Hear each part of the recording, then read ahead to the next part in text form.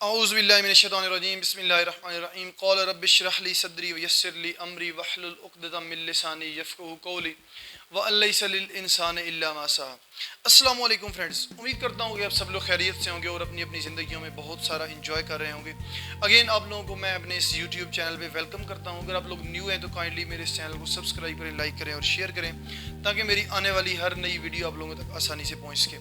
हम लोग 7 चैप्टर की एक्सरसाइज कर रहे थे और एक्सरसाइज के अंदर आज हमने जो करना है वो लॉन्ग क्वेश्चन है, लॉन्ग आंसर क्वेश्चन है। तो मोस्टली क्वेश्चन वही होते हैं जो चैप्टर के अंदर हम टॉपिक पढ़ते हैं, सेम टू सेम वही जो है ना, यानी कि वहाँ से क्वेश्चन उठा के दे देते हैं और सेम टू सेम वही क्वेश्चन होते हैं। आंसर भी सेम टू सेम वही होते हैं, जिसकी वजह से यहाँ पे मैं आंसर अक्सर नहीं लिखता लॉन्ग क्वेश्चन की। उसका रीज़न यही है कि चूँकि हम ऑलरेडी टॉपिक पढ़ चुके होते हैं, अगर दोबारा भी यहाँ पे मैं आंसर लिखूँ हर एक क्वेश्चन का तो पूरे बोर्ड पे जस्ट एक ही आंसर क्वेश्चन आना है, ठीक है, एक ही क्वेश्चन का आंसर आना है। तो इस तरह जो है ना एक टाइम वेस्टेज भी है और जो है ना आप कह सकते हैं कि लेक्चर बोरिंग भी हो सकता है और लेक्चर की जो तादाद है या जो नंबरिंग है वो ज़्यादा हो जाएगी और फिर आप लोगों के लिए जो है ना ये बोरिंग हो जाएगा।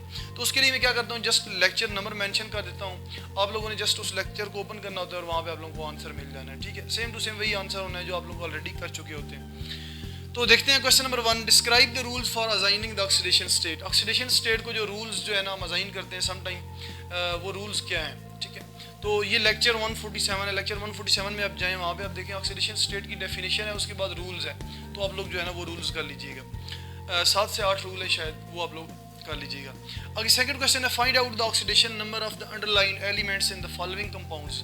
ये हमें कुछ कंपाउंड दिए गए हैं, 5 कंपाउंड हैं। इनके अंदर जो है ना एलिमेंट्स को अंडरलाइन जिनको किया गया है उनकी ऑक्सीडेशन स्टेट फाइंड करनी है। तो ऑक्सीडेशन स्टेट फाइंड करने का सिंपल सा फार्मूला है कि सबकी ऑक्सीडेशन स्टेट को ऐड कर दें और इसको इक्वल टू 0 कर दें।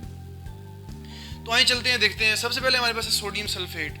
सोडियम सल्फेट, अब यहाँ पे आप देखें कितने सोडियम है, 2 सोडियम है। तो हम क्या करेंगे, 2 into oxidation state of sodium plus आगे सल्फर है तो ऑक्सीडेशन स्टेट ऑफ सल्फर। यहाँ पे अब सल्फर की जो है ना वो कितने एक सल्फर है तो सिंपली जो है ना ऑक्सीडेशन स्टेट ऑफ सल्फर लिख दिया। आगे ऑक्सीजन कितने हैं, 4 ऑक्सीजन है तो 4 into oxidation state of oxygen is equal to 0। यहाँ पे ऑक्सीडेशन स्टेट ऑफ सोडियम कितनी होती है आपको पता है, +1 है। तो 2 into +1 plus oxidation state of sulphur plus 4 into oxidation state of oxygen कितनी होती है, -2। तो आगे जो है ना 4 को -2 से मल्टीप्लाई कर दिया इज इक्वल टू 0। तो ये 2 into +1 is equal to +2 plus oxidation state of sulphur plus into minus 4 into 2 8, तो -8 इज इक्वल टू 0। तो ये +2 है और ये -8 है। -8 और +2 क्या है, -6। तो oxidation state of sulphur -6 is equal to 0। तो ये -6 इक्वेशन की लेफ्ट साइड पे, जब राइट साइड पे जाएगा तो प्लस हो जाएगा। तो ऑक्सीडेशन स्टेट ऑफ सल्फर किसकी इक्वल हो गई, +6। तो सोडियम सल्फेट में ऑक्सीडेशन स्टेट जो सल्फर की है वो कितनी है, +6 है। आगे सेकेंड हमारे पास है silver nitrate AgNO3। Oxidation state of silver plus oxidation state of nitrogen plus oxidation state of oxygen. अब आप देखें ऑक्सीजन कितने हैं, 3 ऑक्सीजन है तो इसको हमने 3 से मल्टीप्लाई कर दिया is equal to 0। Oxidation state of silver कितनी है, +1 plus oxidation state of nitrogen, ये हमने फाइंड करना है। आगे +3 into oxidation state of oxygen कितनी है, -2।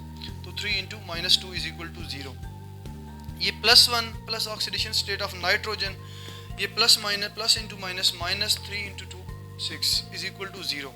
तो ऑक्सीडेशन स्टेट ऑफ नाइट्रोजन ये -6 है, ये +1 है, +1 -6 -5, तो ये -5 इज इक्वल टू 0। ये -5 क्या है, इक्वेशन की लेफ्ट साइड पे, जब राइट साइड पे जाएगा तो +5 हो जाएगा। तो ऑक्सीडेशन स्टेट ऑफ नाइट्रोजन किसकी इक्वल आ गई, +5 के। तो AgNO3 में जो है ना नाइट्रोजन की ऑक्सीडेशन स्टेट कितनी है, +5 है। आगे नेक्स्ट हमारे पास है KMnO4, पोटाशियम परमैंगनेट है KMnO4। ये इसमें देखते हैं तो oxidation state of potassium plus oxidation state of manganese plus oxidation state of oxygen. अब यहाँ पे ऑक्सीजन कितने हैं, 4 हैं, तो हमने इसको 4 से मल्टीप्लाई कर दिया। ऑक्सीडेशन स्टेट ऑफ पोटाशियम कितनी होती है, +1 plus oxidation state of manganese find करनी है plus 4 into oxidation state of oxygen -2, 4 into -2 is equal to 0। +1 plus oxidation state of manganese plus into -4 into 2 8 is equal to 0। +1 and -8 किसकी equal आता है, -7 के। तो oxidation state of manganese -7 is equal to 0। तो ये -7 left side पे, right side पे जाएगा तो +7 आ जाएगा। तो ऑक्सीडेशन स्टेट ऑफ मैंगनीज किसकी इक्वल आ गई, +7 की आ गई। तो पोटाशियम पर मैंगनेट के अंदर बेसिकली मैंगनीज की जो ऑक्सीडेशन स्टेट है वो क्या है +7 है। नेक्स्ट हमारे पास पोटाशियम डाइक्रोमेट है K2Cr2O7, ये ऑलरेडी हम कर चुके हैं शायद एक्टिविटी के अंदर, दोबारा देख लेते हैं। यहाँ पे 2 पोटाशियम है तो ऑक्सीडेशन स्टेट ऑफ पोटाशियम को हमने किससे मल्टीप्लाई कर लिया, 2 से मल्टीप्लाई कर लिया, +2 into oxidation state of chromium, यहाँ पे 2 क्रोमियम है। आगे +7 into oxidation state of oxygen, oxygen कितने हैं 7 ऑक्सीजन है, is equal to 0। 2 into oxidation state of potassium कितनी होती है +1, +2 into oxidation state of chromium find करनी है, +7 into oxidation state of oxygen कितनी है -2 is equal to 0। 2 into +1 +2 into oxidation state of chromium find करनी है, plus into minus -7 into 2 14 is equal to 0। तो ये +2 है, ये -14 है, तो +2 -14 किसके इक्वल आएगा -12 के, तो 2 into oxidation state of chromium -12 is equal to 0। ये -12 लेफ्ट साइड पे राइट साइड पे जाएगा तो +12 हो जाएगा, तो 2 into oxidation state of chromium is equal to +12। अब ये 2 यहाँ पे क्या हो रहा है मल्टीप्लाई हो रहा है ऑक्सीडेशन स्टेट ऑफ क्रोमियम से, तो इक्वेशन की दूसरी साइड पे जाएगा तो क्या हो जाएगा डिवाइड हो जाएगा। जब +12 से डिवाइड करेंगे इसको तो ये किसके इक्वल आ जाएगा +6 के, तो oxidation state of chromium is equal to +6। तो पोटाशियम डाइक्रोमेट में जो क्रोमियम की ऑक्सीडेशन स्टेट है वो किसकी इक्वल है +6 की इक्वल है। नेक्स्ट हमारे पास 5th है HNO2 नाइट्रस एसिड है। ये हमारे पास एक नाइट्रिक एसिड होता है HNO3, ये HNO2 है तो इसको हम नाइट्रस एसिड बोलते हैं। तो यहाँ पे हम ऑक्सीडेशन स्टेट किसी फाइंड करनी है नाइट्रोजन की फाइंड करनी है, तो oxidation state of hydrogen plus oxidation state of nitrogen plus oxidation state of oxygen. अब यहाँ पे कितने ऑक्सीजन है 2 ऑक्सीजन है तो 2 से मल्टीप्लाई कर दिया इज इक्वल टू 0। यहाँ पे ऑक्सीडेशन स्टेट ऑफ हाइड्रोजन किसकी इक्वल है +1 के, oxidation state of nitrogen find करनी है, +2 into oxidation state of oxygen -2 की इक्वल होती है, तो -2 into -2 is equal to 0। +1 plus oxidation state of nitrogen find करनी है, plus into minus -2 into 2 4 is equal to 0। तो ये -4 है, ये +1 है, तो -4 + 1 इज इक्वल टू -3। तो oxidation state of oxidation state of nitrogen -3 is equal to 0। ये -3 लेफ्ट साइड पे है, राइट साइड पे जाएगा तो +3 हो जाएगा। Oxidation state of nitrogen is equal to +3। तो इस तरह कोई भी आपके पास केमिकल है, कोई भी आपके पास कंपाउंड है, उसका आप जो है ना आप इजीली क्या कर सकते हैं ऑक्सीडेशन स्टेट किसी भी एलिमेंट की फाइंड कर सकते हैं। नेक्स्ट हमारे पास है 3rd क्वेश्चन है how can a non spontaneous reaction be carried out in an electrolytic cell, discuss in detail. कहता है कि इलेक्ट्रोलिटिक सेल के अंदर एक नॉन स्पॉन्टेनियस जो रिएक्शन होता है वो कैसे कैरी आउट होता है, ठीक है। तो ये बड़े डिटेल में हमने पढ़ा था, ये पूरा इलेक्ट्रोलिटिक सेल उसकी होता है, इलेक्ट्रोलिटिक सेल की डेफिनेशन, फिर उसकी कंस्ट्रक्शन, फिर वर्किंग, ये सारी चीज़ें जो है ना आप लोगों ने एक्सप्लेन करनी है। तो ये लेक्चर 154 जो है इसको आप जाके देखें तो वहाँ पे आप लोगों को इलेक्ट्रोलिटिक सेल के ऊपर पूरा यानी कि टॉपिक मिल जाएगा, ये पूरा उसी का आंसर होगा, ठीक है, इस क्वेश्चन का। वहाँ पे जो जितना भी इलेक्ट्रोलिटिक सेल मैंने एक्सप्लेन किया है उसकी डेफिनेशन, उसकी कंस्ट्रक्शन, उसकी वर्किंग, वो क्या है वो पूरा जो है ना आंसर है इस क्वेश्चन का। नेक्स्ट हमारे पास 4th क्वेश्चन है discuss the electrolysis of water. Water का इलेक्ट्रोलिसिस जो है ना इलेक्ट्रोलिटिक सेल के अंदर कैसे करवाते हैं, तो ये भी जो है ना हमारे पास ये सेपरेट सा टॉपिक हमने किया था। तो इलेक्ट्रोलिसिस ऑफ वाटर के नाम से जो है ना ये लेक्चर 155 है, इसको जब आप ओपन करेंगे तो आप लोगों को आंसर मिल जाएगा 4th क्वेश्चन का। आगे 5th क्वेश्चन है discuss the construction and working of cell in which electricity is produced. अब आप देखिए उसने डायरेक्ट गैल्वेनिक सेल नहीं बोला, उसने क्या किया, उसने बोला कि एक यानी कि कंस्ट्रक्शन और वर्किंग बताएं एक ऐसे सेल की जो इलेक्ट्रिसिटी प्रोड्यूस करता है, यानी उसने डायरेक्ट गैल्वेनिक सेल का नाम नहीं लिया, उसने घुमा फिरा के क्वेश्चन दे दिया। तो सेम टू सेम ये क्वेश्चन वही है गैल्वेनिक सेल वाला। गैल्वेनिक सेल वाला आप टॉपिक ओपन करें, वहाँ पे जाके लेक्चर कौन सा है 156 है, 156 लेक्चर ओपन करें, वहाँ पे गैल्वेनिक सेल की डेफिनेशन है, उसके बाद उसकी कंस्ट्रक्शन है, उसकी वर्किंग है, तो वो सारा आप लोगों ने यानी कि इसके आंसर में लिख देना है। नेक्स्ट हमारे पास क्वेश्चन नंबर 6 देखते हैं। नेक्स्ट हमारे पास क्वेश्चन है how can we prepare sodium hydroxide on commercial scale, discuss its chemistry along with diagram. कहते हैं कि कमर्शियल स्केल पे हम सोडियम हाइड्रोक्साइड कैसे प्रिपेयर करते हैं, तो ये हमने स्पेशली पूरा एक टॉपिक पढ़ा था कि सोडियम हाइड्रोक्साइड या कास्टिक सोडा इंडस्ट्रियल लेवल पे कैसे जो है ना प्रिपेयर करते हैं by using electrolytic cell. Electrolytic cell की बेस पे हमने देखा था, उसी के प्रिंसिपल को यूज़ करके हमने सोडियम हाइड्रोक्साइड प्रिपेयर किया था, ठीक है। तो बेसिकली इसकी आपने साथ में क्या बनानी है, डायग्राम बनानी है। तो ये आप लेक्चर देखें 160 लेक्चर, जो पूरा लेक्चर है आप लोगों ने इसके आंसर में लिखना है। आगे 7th क्वेश्चन है discuss the redox reaction taking place in the rusting of iron in detail.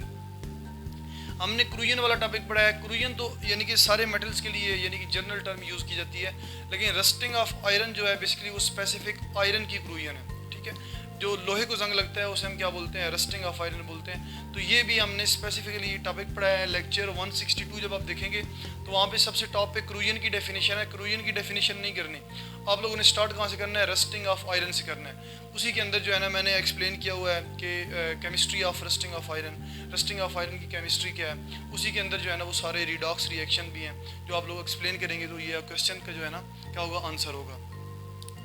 आगे 8वां क्वेश्चन है, discuss why galvanising is considered better then that of tin plating. जो गैल्वेनाइजिंग है वो टिन प्लेटिंग से ज़्यादा बेस्ट क्यों है। यानी कि आयरन की जब हम गैल्वेनाइजिंग करते हैं या आयरन के ऊपर एक जिंक लेयर चढ़ाते हैं जिसे हम गैल्वेनाइजिंग बोलते हैं, कहते हैं वो ज़्यादा बेस्ट क्यों है या ज़्यादा बेटर क्यों है टिन प्लेटिंग से।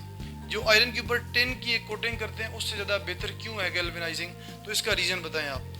तो आंसर ये जो है ना मैंने इसका लिखा है, चूँकि ये एक इकट्ठा आंसर किसी लेक्चर के अंदर मैंने एक्सप्लेन नहीं था किया, तो इस वजह से मैंने इसका आंसर यहाँ पे लिख दिया है। The galvanising is a process of coating a thin layer of zinc on iron. Galvanising क्या है, आयरन शीट्स के ऊपर एक थिन लेयर चढ़ाना, थिन लेयर मतलब कि पतली सी लेयर, थिन लेयर चढ़ाना किसकी, जिंक की। In this process, first iron sheets are heated in zinc chloride bath and then rolled into molten zinc metal। तो इस प्रोसेस में सबसे पहले क्या करते हैं कि जो आयरन शीट्स होती हैं उनको जिंक क्लोराइड का सोल्यूशन होता है उसके अंदर हीट करते हैं। उसके बाद वहाँ से निकालने के बाद क्या करते हैं कि जो आयरन शीट्स होती हैं उनको मोल्टन जिंक मेटल से क्या करते हैं, रोल करते हैं। While in tin coating process, iron sheets dipped in molten tin and then passed through hot roller। जबकि tin प्लेटिंग या tin process, tin coating process के अंदर क्या होता है कि जो हमारे पास आयरन की शीट्स होती हैं उनको टिन सोल्यूशन के अंदर क्या किया जाता है, डिप किया जाता है टिन मोल्टन सोल्यूशन के अंदर। डिप करने के बाद उनको जो है ना हार्ट रोलर से पास आउट किया जाता है। तो इस तरह जो है ना टिन प्लेटिंग होती है। तो ये क्या है, गैल्वेनाइजिंग और टिन प्लेटिंग का एक शॉर्ट्स आप कह सकते हैं प्रोसीजर है। लेकिन अब क्वेश्चन क्या है, बेसिकली गैल्वेनाइजिंग जो है वो टिन प्लेटिंग से बेटर क्यों है। तो उसका आंसर क्या है, the tin protects iron from corrosion only as long as it's protective layer remains intact. यानी कि टिन की जो कोटिंग है वो बेसिकली जब तक टिन आयरन के ऊपर रहेगा, टिन की लेयर आयरन के ऊपर रहेगी, आयरन क्रूजन से बचा रहेगा। लेकिन जैसे ही टिन की लेयर टूटेगी तो आयरन की दोबारा से क्या होना शुरू हो जाएगी, क्रूजन दोबारा होना शुरू हो जाएगी। जबकि while in galvanizing the zinc protects iron against corrosion even after the coating surface is broken।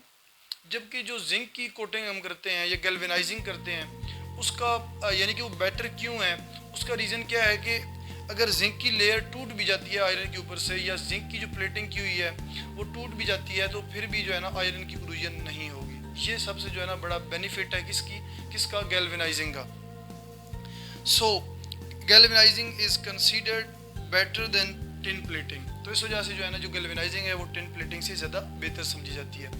आगे 9th क्वेश्चन है, what is electroplating, write down the procedure for electroplating. Electroplating क्या है और इलेक्ट्रोप्लेटिंग के लिए जो है ना एक स्पेसिफिक प्रोसीजर फॉलो किया जाता है वो क्या है। तो ये बेसिकली लेक्चर हमने किया था 166 लेक्चर में आप जाएं वहाँ पे देखें, वहाँ पे इलेक्ट्रोप्लेटिंग को हमने बड़ी डिटेल में देखा था। वहाँ पे हमने इलेक्ट्रोप्लेटिंग का प्रिंसिपल भी पढ़ा है। लेकिन आपने सिंपल क्या करना है, इलेक्ट्रोप्लेटिंग की डेफिनेशन बतानी है और साथ में क्या बताना है, प्रोसीजर बताना है, ठीक है। आगे 10वां क्वेश्चन है, what is the principle of electroplating, how is electroplating of chromium carried out. कहते हैं इलेक्ट्रोप्लेटिंग का प्रिंसिपल क्या है। तो अब आपने लेक्चर 166 के अंदर से जो है ना वो जो प्रिंसिपल मैंने बताया इलेक्ट्रोप्लेटिंग का वो आपने प्रिंसिपल करना है और 167 जो लेक्चर है वहाँ से आपने क्या करना है, क्रोमियम की इलेक्ट्रोप्लेटिंग करनी है, ठीक है। क्रोमियम की इलेक्ट्रोप्लेटिंग वाला जो टॉपिक है वो कर लेना है। तो उम्मीद करता हूँ ये सारी चीज़ें आप लोगों को समझ आ चुकी होंगी। आज वाले लेक्चर में कोई इतना समझने वाला नहीं था, जस्ट 1-2 क्वेश्चन थे जो कि मैंने आप लोगों को करवा दिए। बाकी सारे क्वेश्चन वही हैं जो ऑलरेडी आप लोग कर चुके हैं। तो इसी के साथ मैं अपना लेक्चर एंड करता हूँ। इंशाल्लाह मिलते हैं नेक्स्ट लेक्चर में 8वें चैप्टर के साथ, जो कि हमारा लास्ट चैप्टर है 9th केमिस्ट्री का। तो इंशाल्लाह मिलते हैं नेक्स्ट लेक्चर में। तभी तक अपना बहुत सारा ख्याल रखिएगा। इसी के साथ ही अल्लाह हाफिज़।